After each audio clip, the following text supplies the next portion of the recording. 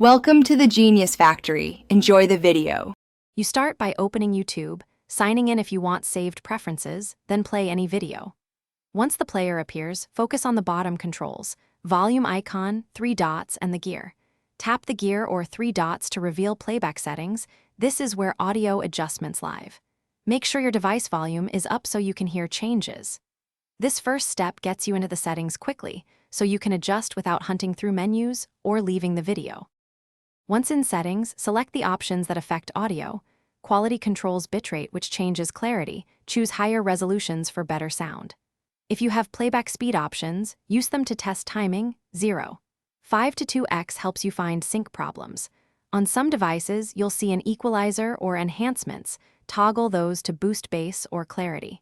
Make adjustments gradually and listen between changes, because small tweaks can fix echo or muffled voices without overprocessing the audio. Finalize by listening through a short segment to confirm sync, clarity, and volume levels.